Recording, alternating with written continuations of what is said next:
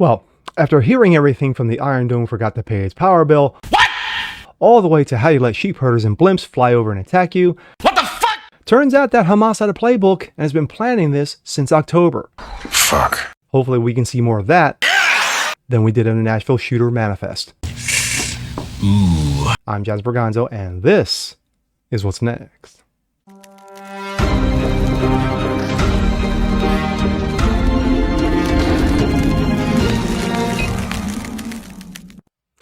Hey, what's up, everyone? Jazz Berganzo, what's next? Your daily dose of common sense, facts, and salt. Hope you guys are doing good today on this Thursday. I feel a little bit better than I did 24 hours ago, but still not out of the woods yet. I had no intentions of doing any videos today at all, other than the one I uploaded earlier today. But when I saw this, I was not going to allow it to go another day. So here we are.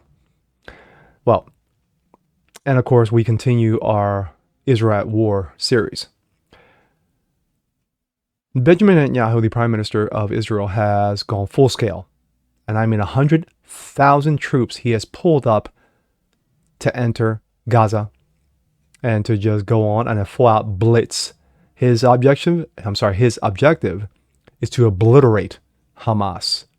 After that, hopefully he doesn't have to go any further than that. But anywho,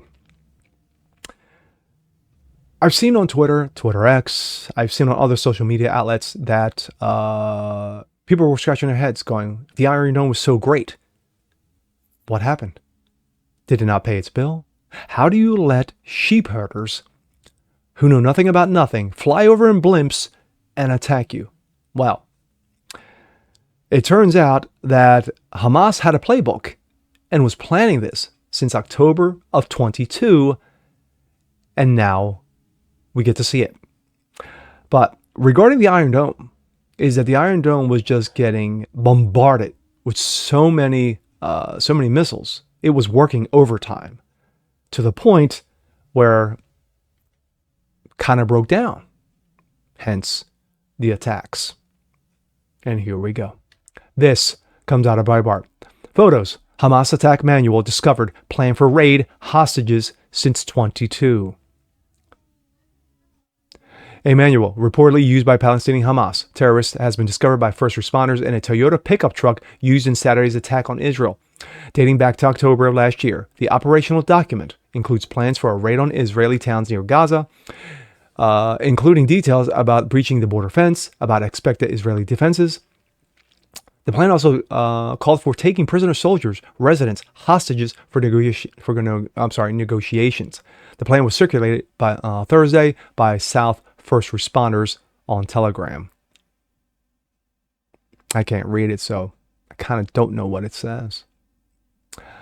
The South First Responder Group has been used to distribute images of videos from scenes of the terror attack, posted on those by arriving on the scene. It is generally considered credible. Much of the material is too graphic to reproduce.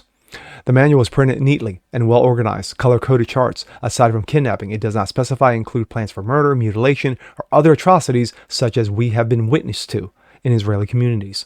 However, it includes plans for kidnapping civilians as well as soldiers, a violation of the international laws of armed conflict. Yeah, because Hamas is going to obey the rules. Who'd have thunk it? The fact that the manual was dated October 22, a full year before the attack on Saturday, suggests that Hamas has been planning the attack for a long time, likely with the assistance, funding, and equipment from Iran. A senior Hamas official told Russia Today on Sunday that Hamas has been planning the attack for 2 years and was surprised by its success. The official also said the scale of the killing and hostage taking was far greater than the group had anticipated and will be the likely Israeli response. On Thursday, Israeli Prime Minister Benjamin Netanyahu delivered a speech in Knesset in which he reiterated his promise on the day before to wipe out Hamas off the face of the earth. Israeli forces are massed on the Gaza border for a ground invasion. My thoughts. And sorry for the couple of word fumbles there. You know, I still not the greatest right now. But anywho, it's no surprise that they have a manual. It's no surprise they have a playbook. You know, I mean, the way it was written color-coded charts, what have you. This is not something that they decide to, hey, we're going to just draw this in a dirt, like remember the old days in football is that you play football and that, with a bunch of kids and you would draw diagrams in the ground. You go out here, you go out here, you go out here. Okay, long bomb to you, touchdown. Now, basically, no. That is going way beyond that. These guys were trained paramilitary. There are videos of them training in military style fashion, i.e., like Israeli Defense Forces. So this doesn't surprise me. What kind of surprised me is that when you had Hamas representative, shall we say, said that this has been planned for 2 years and was amazed on how successful it would go. Well, just saying anything, it was distraction. Let's launch enough missiles into the Iron Dome so that way it works overtime to the point where there is a breakdown. And while that's going on, let's come by sea, air, ground. Don't worry about what the right hand's doing. Concentrate what's going on in the left hand. It's exactly how they planned it out, and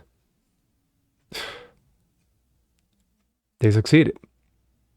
Now, what's going to happen is the FAFO.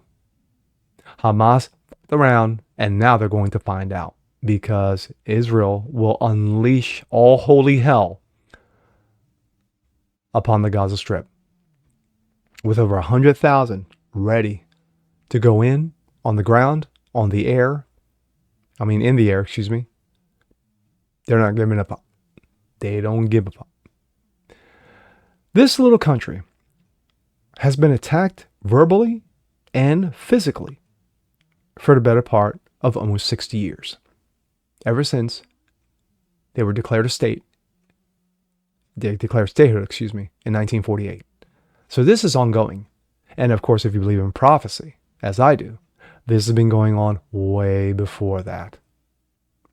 But to see the protests, the rallies in favor of Hamas, when you got those who were chirping off how great Palestine is, and yet when you confronted them, like Rashid Tlaib was confronted about the baby killings, all quiet. Crickets you could hear. Those who chirped off about how great this, that, and the other are quiet now. But what surprises me also is that you had Muslims in this country who are jumping up and down, waving pom-poms in regards to Hamas. Yet these are the same Muslims who teamed up with Christians in regards to defending children from child mutilation. But yet, they're in favor of a group, they support a group that favors child mutilation. Riddle me that, Batman. It doesn't make sense. It does not make sense. And how deep we will get into it, we shouldn't get into it at all. Leave it alone. Let Israel handle it. Outside of us, they've got the best defenses on earth. Yet, just like we were asleep at the wheel on 9/11, they kind of were asleep at the wheel as well.